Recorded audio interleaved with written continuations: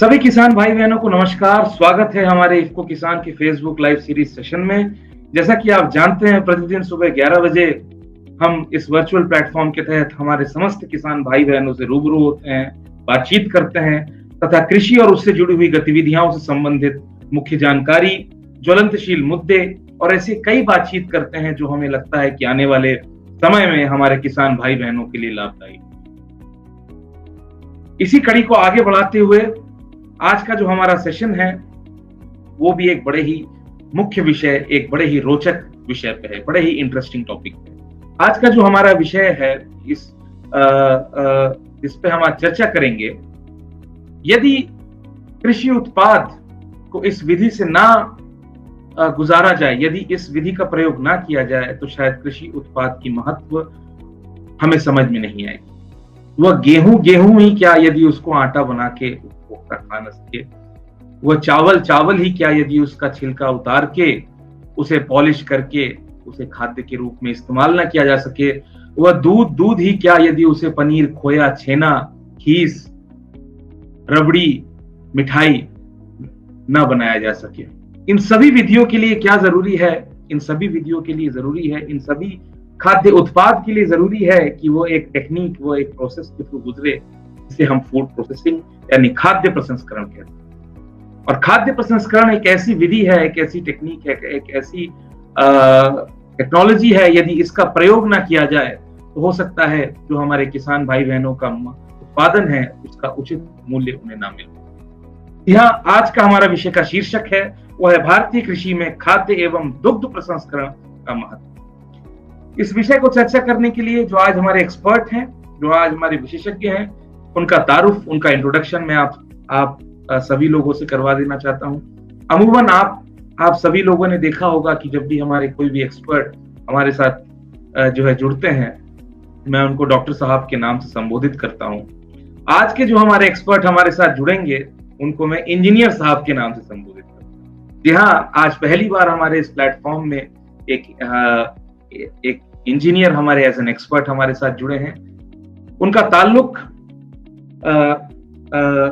Department of dairy science and food technology, कृषि विज्ञान संस्थान, institute of agricultural sciences, Kashi Hindu विश्वविद्यालय यानी बनारस हिंदू यूनिवर्सिटी, जो कि एशिया की एक सर्वोत्तम और उत्कृष्ट विश्वविद्यालयों में से है, उसमें ये एज एन असिस्टेंट प्रोफेसर के पद पे नियुक्त है। 10 साल से भी ज्यादा यानी 1 दशकों से भी ज्यादा इनका एकेडमिक्स एवं टीचिंग का एक्सपीरियंस है।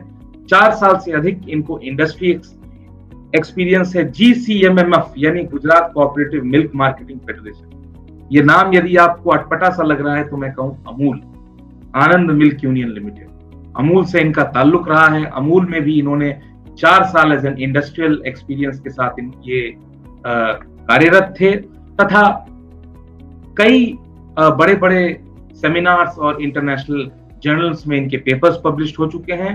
Doctor DC memorial teachers award से भी ये सम्मानित है।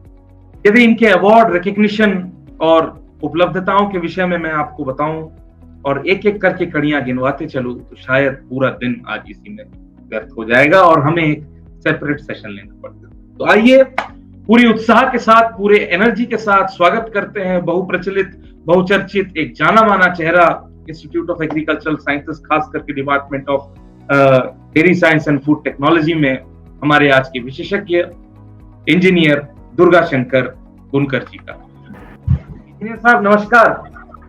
नमस्कार सर, सिद्धार्थ जी, बहुत बहुत धन्यवाद आपका और सभी किसान भाइयों को मेरी तरफ से सादर प्रणाम और नमस्कार।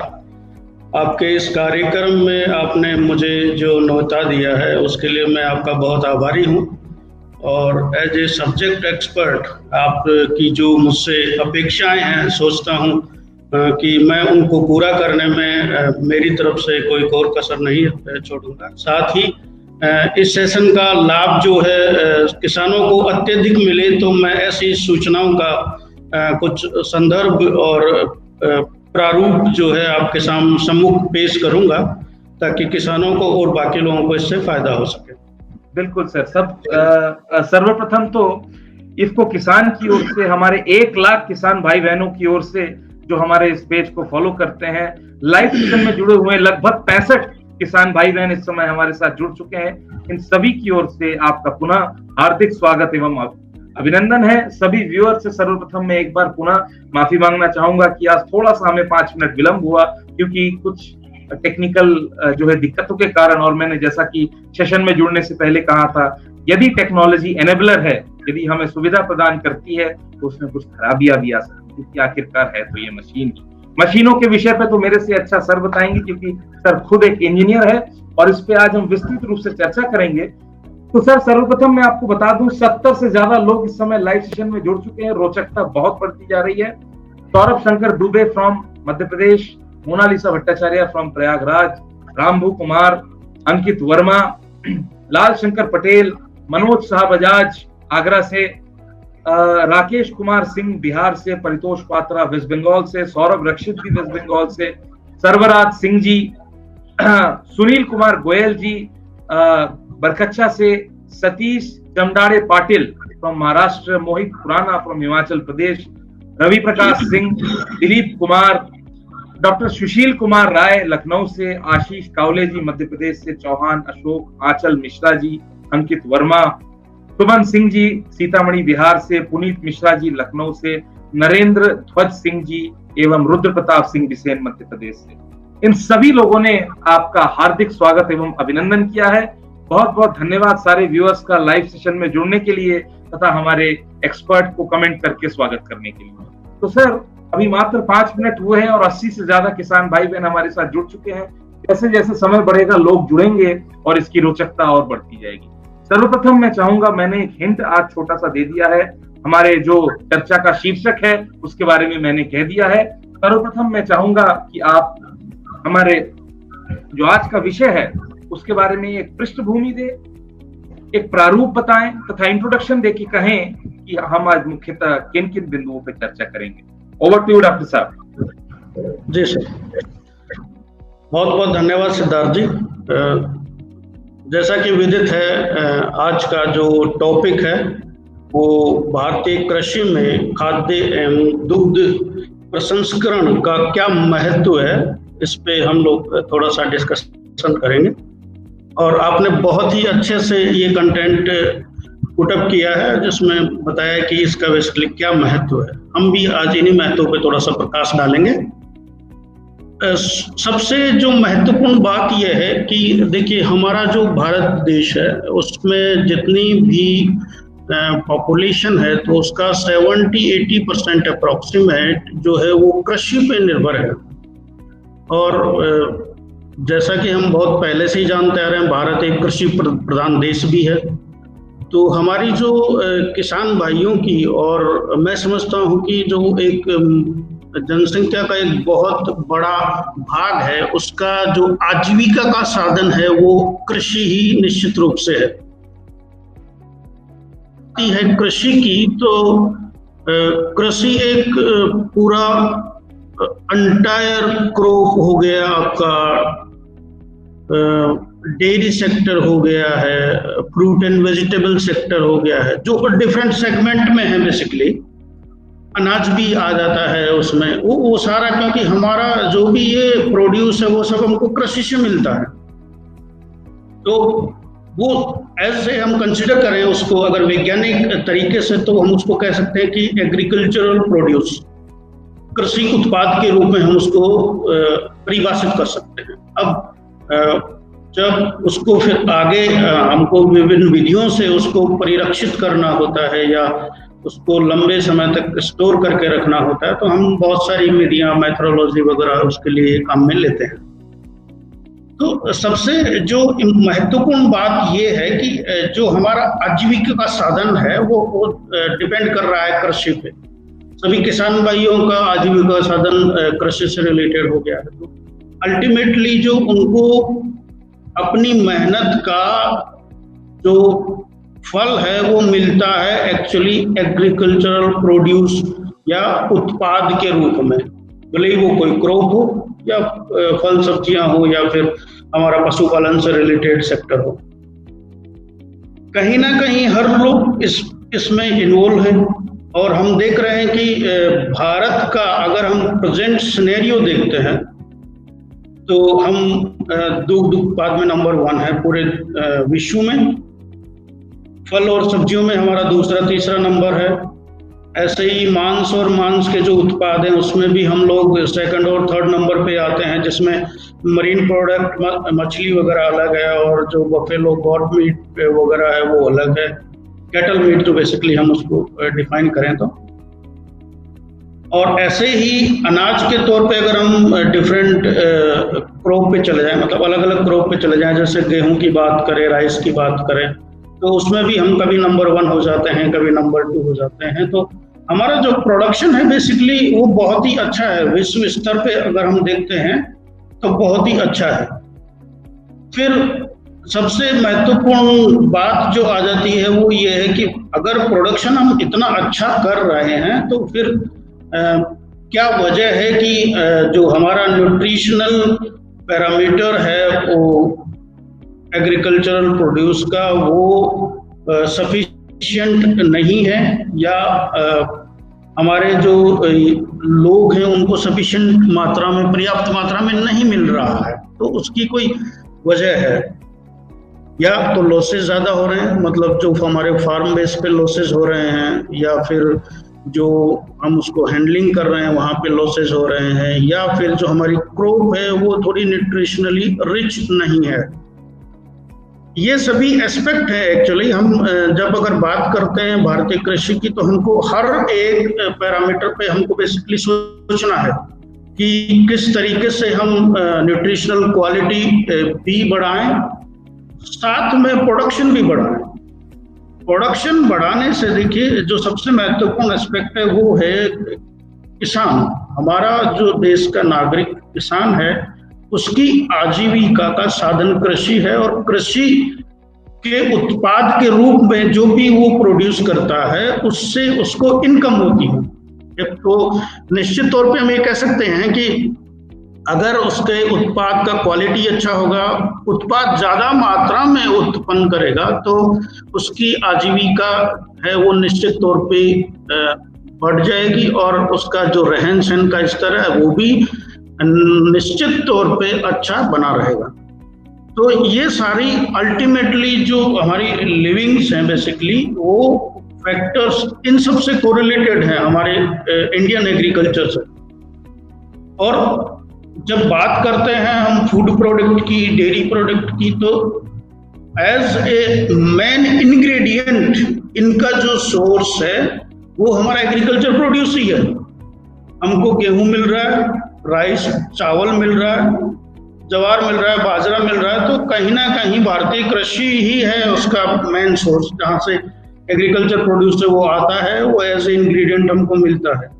ऐसे ही हम बात करते हैं अगर दूध उत्पाद की, अगर मांस उत्पाद की, तो कहीं ना कहीं उसका भी मतलब कृषि ही मेन सोर्स है, कृषि से ही बेसिकली कहीं ना कहीं वो लिंक है।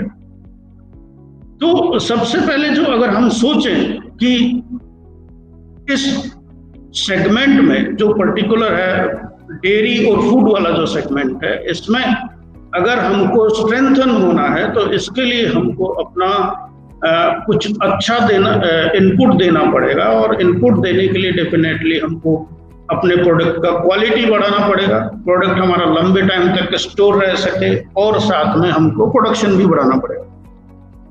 देखिए अगर हम थोड़ा पृष्ठभूमि की बात करते हैं, पीछे की तरफ जाते हैं, तो नियर अबाउट 1965 के अराउंड जो है हमारा ग्रीन रेवोल्यूशन लॉन्च हुआ, जो इसको हम हरित क्रांति बोलते हैं बेसिकली। तो उसके बाद में हमारा जो देश में सबसे सर्वप्रथम जो कदम रहा वो था कि हम अनाज के क्षेत्र में आत्मनिर्भर होने लगे। उससे पहले थोड़ी सी कंडीशन बहुत अच्छी नहीं थी, हमको विदेशों से आयात करना पड़ता था, लेकिन उसके बाद में हम लोग अनाज के क्षेत्र में आत्मनिर्भर होने लगे, और साथ में हमारा जो एग्रीकल्चर उत्पाद का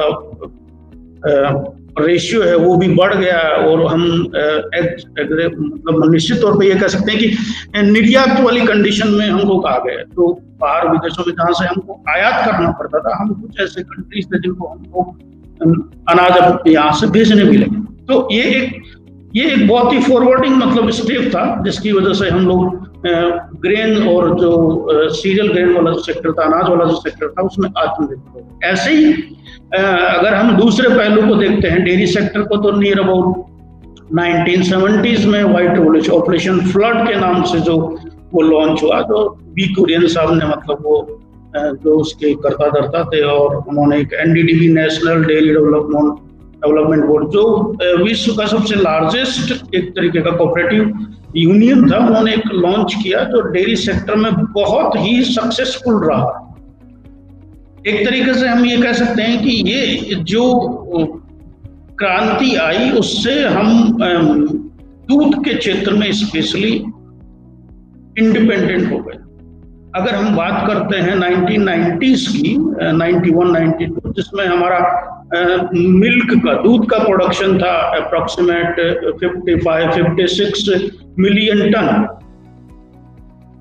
और उसमें जो हम अगर एक पर कैपिटा या पर पर्सन अवेलेबिलिटी देखते हैं, तो वो नियर अबाउट 170 ग्राम के आसपास हुआ करती। अभी हम 30 साल के बाद की अगर सिचुएशन को थोड़ा सा एनालाइज करते हैं, तो हम ये देखते हैं कि 2019, 18, 19, 20 तो खैर अभी चल ही रहा है। इसमें हमारा जो मिल्क प्रोडक्शन है अप्रोक्सीमेट 188-189 के मिलियन टन्स हमारा जो मिल्क प्रोडक्शन है, और हम नंबर 1 पोजीशन पे हैं विश्व में। तो मतलब हमारे देश की एक बहुत ही सुदृढ़ कंडीशन है इसमें मिल्क प्रोडक्शन के क्षेत्र में, और जो पर कैपिटा अवेलेबिलिटी है वो भी बढ़ के कुछ 375 पर ग्राम हो गया, 375 ग्राम पर पर्सन के अकॉर्डिंग हो गया है। तो देखिए, कहीं ना कहीं ये जो इस तरीके के जो ऑपरेशन लॉन्च हुए हैं, तो उससे हमारे देश में एक नया मतलब क्रांति आ गया, और हम एक आत्मनिर्भर वाली स्टेज में आ गए। भले ही वो अनाज का क्षेत्र हो, भले ही वो दुग्ध डेयरी सेक्टर हो, और ऐसे ही बाकी जो सेक्टर हैं, जो फ्रूट एंड फल सब्जियां हैं, और इससे मिलते जुलते हैं मत्स्य पालन हो गया, और मांस मछली के उत्पाद हो गए। मतलब कहीं ना कहीं हर एक सेक्टर में हम बहुत ही अग्रणी स्टेज में है। तो कहीं निश्चित तौर पे हम ये कह सकते हैं कि जो ये पृष्ठभूमि रही, उसमें हम लोगों ने कुछ नए वैज्ञानिक प्रयोग किए, और उन्हीं प्रयोगों से मतलब हमने अपना जो एग्रीकल्चरल प्रोड्यूस था, कृषि उत्पाद था, उसको हमने संवर्धित किया, और उसका उत्पादन हमने निश्चित रूप से बढ़ाया।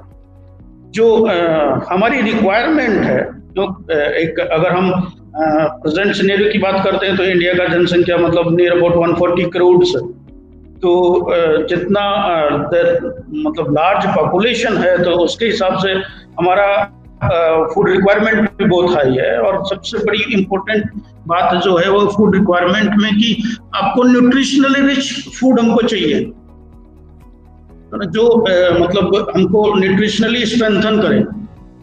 तो कहीं ना कहीं हम इस स्टेज में आगे भी बढ़ रहे हैं डेफिनेटली, और इसमें ये जो वैज्ञानिक तरीके हैं, कुछ भी जो हमको जो रॉ इंग्रेडिएंट मतलब फार्म लेवल से हमको मिलता है, खेत मतलब जो खेतों से जो हमको मिलता है, उसको हम विभिन्न विधियों से प्रोसेस करते हैं, और उसको लंबे समय तक स्टोरेज करते हैं। जो हमारी कंज्यूमर्स की डिमांड है, जो उपभोक्ता हैं, उनको हम सप्लाई करते हैं, लंबे टाइम तक सप्लाई कर सकते हैं, उनको भंडारण कर सकते हैं विभिन्न स्टोरेज बीन्स वगैरह में। जैसे अनाज की हम बात करें तो स्टोरेज बीन्स वगैरह हो गया है, और दूध की बात करें तो भी अभी प्रोसेस्ड मिल्क है, वो बहुत ही नंबर ऑफ वेराइटीज जो हैं मार्केट में अवेलेबल हैं। जैसे टोन मिल्क हो गया है, डबल टोन मिल्क हो गया, फुल क्रीम मिल्क हो गया, तो नंबर ऑफ वेराइटीज हैं। एक्चुअली 5 टाइप का मिल्क मिलता है, पाउच में भी है, और ऐसा ही एक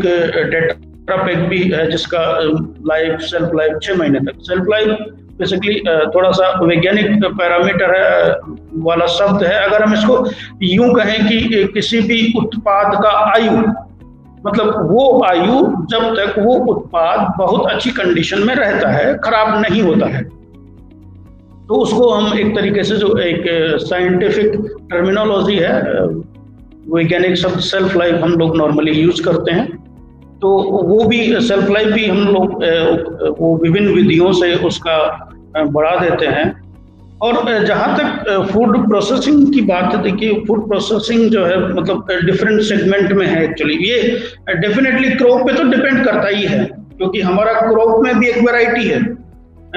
जहाँ फूड को हम डिनोट कर रहे हैं, मतलब अगर फूड को हम परिभाषित कर रहे हैं तो उसमें सब आ रहा है। हमारा फल सब्जियां आ जा रही है, उसमें अनाज आ जा रहा है, मोटा अनाज आ जा रहा है, राइस आ रहा है, जो छोटा वाला जो मिलेट्स आ जा रहे हैं वो भी आ जाते हैं, है ना। और जो कैटल है वो भी आ रहा है, हमारा दूध है और उससे बने हुए उत्पाद आ रहे हैं। तो बहुत ही वाइड सेक्टर हो गया है वो। और उस वाइड सेक्टर को अगर हम कंसिडर करते हैं, तो उसको कंसिडर करते हुए हम ये देखते हैं कि हमको बहुत ज्यादा प्रोसेसिंग की जरूरत पड़ेगी डेफिनेटली।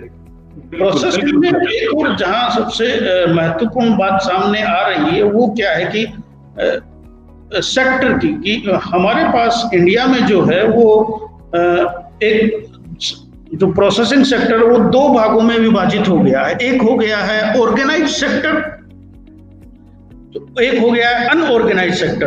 अगर हम थोड़ा सा इसको परिभाषित करें, तो अगर जो अनऑर्गेनाइज्ड सेक्टर है तो वो हम ये कह सकते हैं कि जो प्रोड्यूसर्स हैं, भले वो फार्मर्स हैं, भले वो डेयरी मैन हैं, और जो हमारे फल सब्जी बेचने वाले हैं, पैदा करने वाले हैं, जो भी हैं, जो एग्रीकल्चर प्रोड्यूस को पैदा कर रहे हैं, बेसिकली वो 40% रेशियो है जो वो लोग खुद कंज्यूम कर लेते हैं अपने ऑन लेवल पे।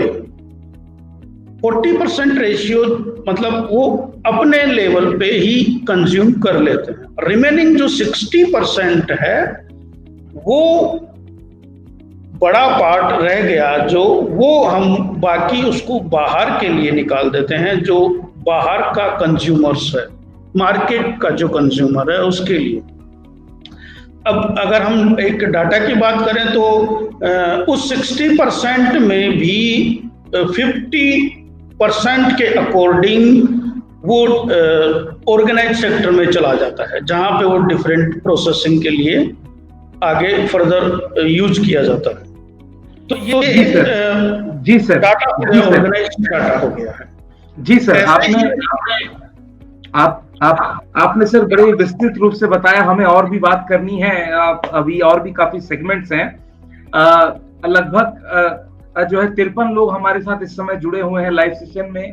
आंचल मिश्रा जी, पुनीत मिश्रा जी, नरेंद्र ध्वज सिंह जी, रुद्र प्रताप सिंह बिसेन, सुमित पटेल, कपिल कुमार, विक्की रोज, दिनेश अहिर, अशोक पंडित बिहार से, डॉक्टर वीरेंद्र कमलवंशी बनारस हिंदू यूनिवर्सिटी से, करुणेश त्रिपाठी बिहार से, दिव्येंदु पॉल वेस्ट बंगाल से, डॉक्टर कल्याण घड़ई बीएचयू से, ज्ञानेंद्र पांडे जी सीतापुर से, डॉक्टर सीमा सोनकर, रवि चौधरी, इन सभी लोगों ने, गुलेश डोंगरे महाराष्ट्र, इन सभी लोगों ने आपका हार्दिक स्वागत एवं अभिवादन किया है। तो सर, आपने बड़े संक्षिप्त रूप से एक ओवरव्यू दिया, इंट्रोडक्शन दिया, क्योंकि समय हमारे पास 1 ही घंटा है सर, और लगभग 22 मिनट हो चुका है। अब मैं चाहूंगा हम लोग आगे बढ़ते हैं हमारे अगले सेगमेंट की ओर।